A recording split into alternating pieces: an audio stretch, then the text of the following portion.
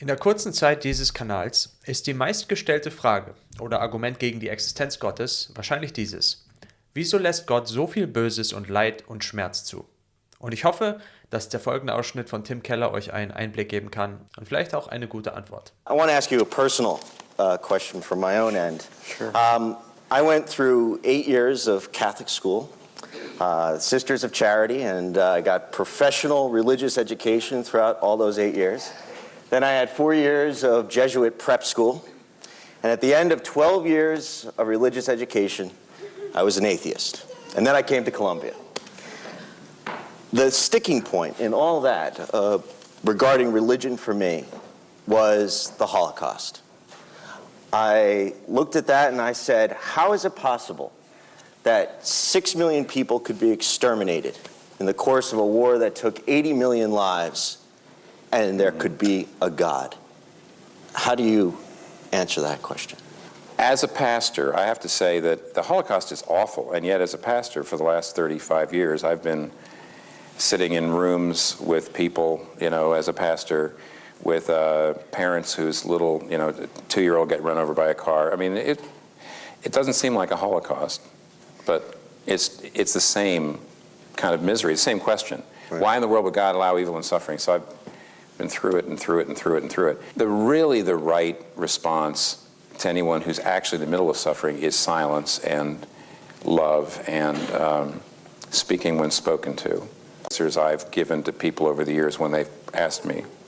The one is, I actually don't believe it makes it any easier to handle or face suffering by disbelieving in God. And I actually do Martin Luther King Jr.'s letter from Birmingham jail. He says, how do you know that a human deed is unjust, or a law? But he's talking about law, but how do you know a human law or deed is unjust? Only if there's a higher law that says it's unjust. Otherwise, what you've got out there is the strong eat the weak. That's how you and I got here. If there's no God, you and I came here through stronger organisms eating the weak organism, natural selection. That's what life's about. That's utterly natural.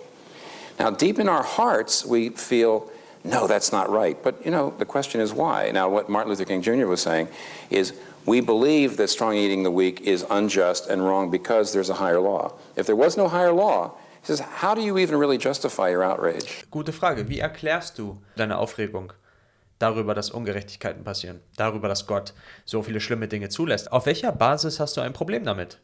Weil wenn es wirklich nur um verschiedene Meinungen geht und nicht um ein objektives richtig oder falsch oder ein objektives gut oder schlecht, warum dann irgendjemanden anklagen? Warum dann sagen, hey, das darf man nicht machen, das ist falsch, das ist ungerecht, das ist schlecht?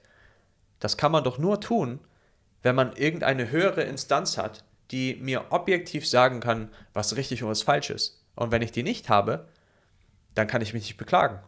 Und wenn ich sie habe und wenn ich somit Gott anerkenne und habe, dann ist es ja keine Frage mehr von, gibt es Gott wirklich oder ist das ein Argument, was gegen Gott spricht? Dann kommt vielleicht höchstens die Frage, warum lässt Gott das zu?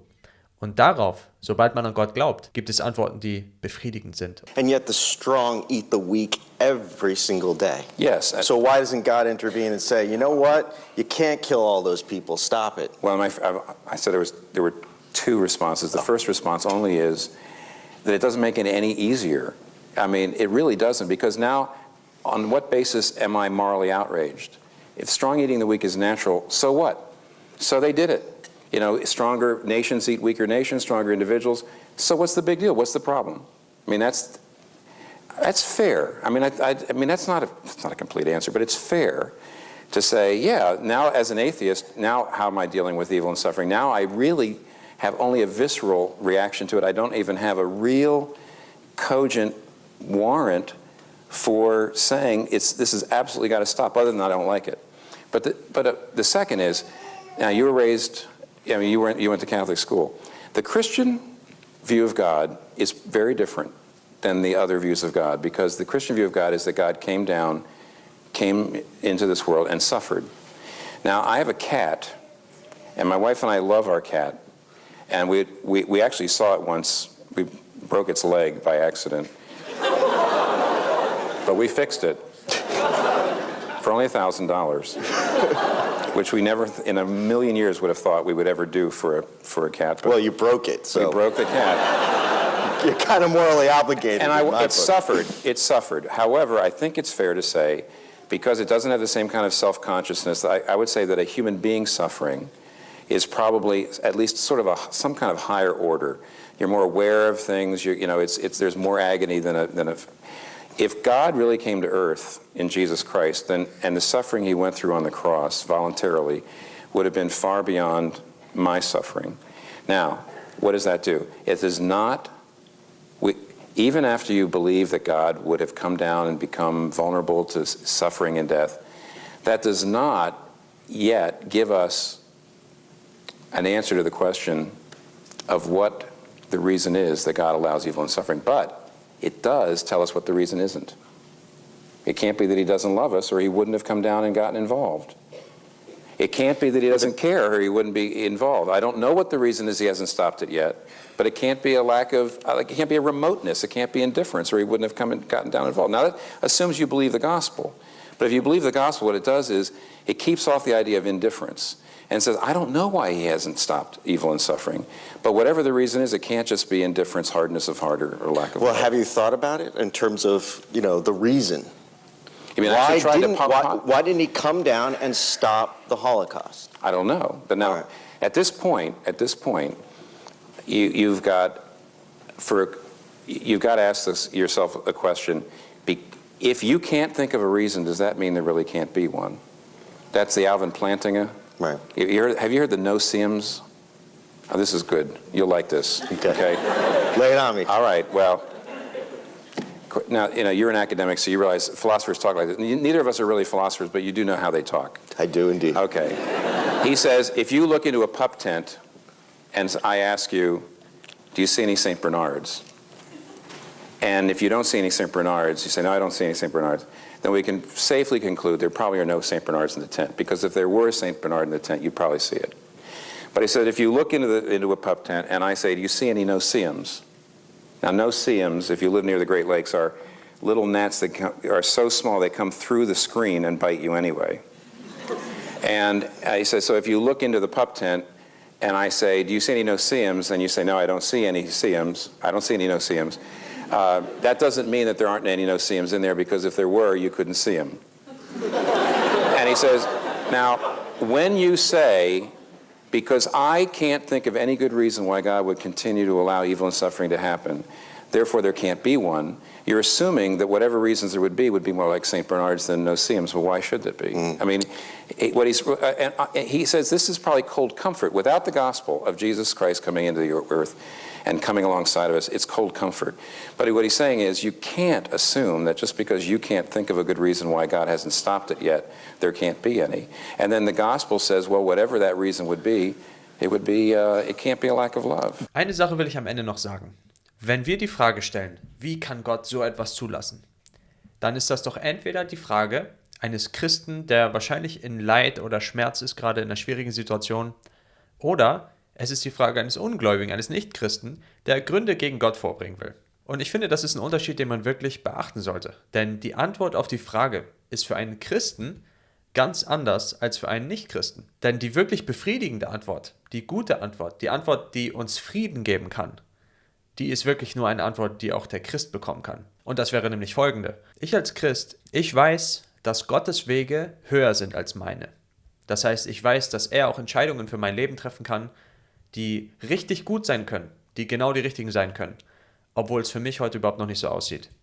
Aber ich kann ultimativ darauf vertrauen, auf sein Wort, dass er für mich alles zum Guten nutzt. Und warum ist dieses Wort glaubwürdig? Nun, weil ich darauf schauen kann, was er für mich gelitten hat, was er für mich getan hat. Und dass er für mich und auch für alle anderen Christen das ewige Leben erkauft hat. Aber für den, der nicht an Gott glaubt, spielt die Frage nach Gott eigentlich ja überhaupt gar keine Rolle, weil er ja sagt, Gott gibt es gar nicht. Das heißt, eine Gegenfrage für einen Atheisten wäre dann vielleicht sowas wie, wenn es Gott gar nicht gibt, wer sagt dann, dass es überhaupt ungerecht ist, wenn eine Tragödie passiert? Oder wenn jemand sein Kind verliert oder ein Krieg ausbricht oder Millionen von Menschen ermordet werden?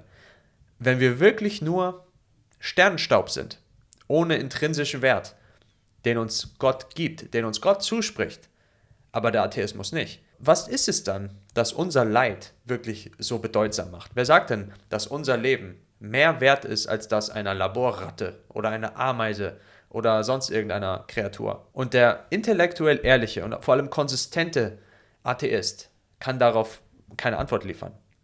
Das Problem ist, er weiß, jeder Mensch weiß, dass er einen Wert hat. Selbst die allermeisten Atheisten verhalten sich ja nicht so, als wenn sie tatsächlich Sternenstaub wären, als wenn sie wirklich nur ein Produkt des Zufalls wären.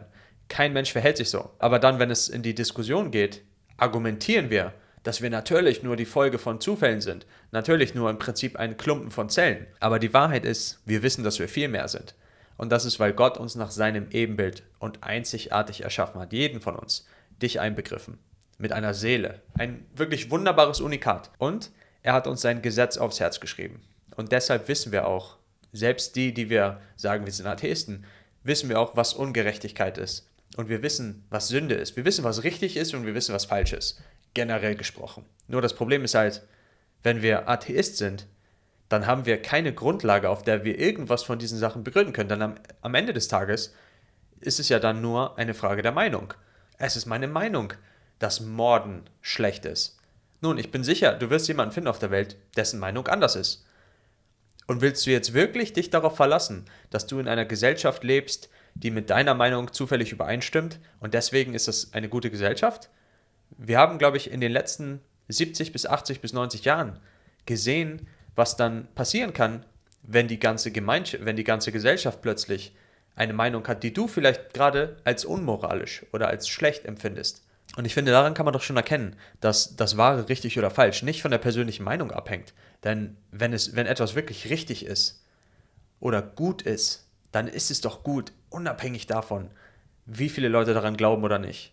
Also, lange Rede, kurzer Sinn, mein Vorschlag für dich, lass dich doch einfach versöhnen mit dem Gott, der dir genau dieses Gesetz aufs Herz geschrieben hat, der dafür gesorgt hat, dass du mehr wert bist als nur ein Haufen Sternstaub. Denn die allerbeste Antwort auf die Frage des Leides steht nur dem Christen zu.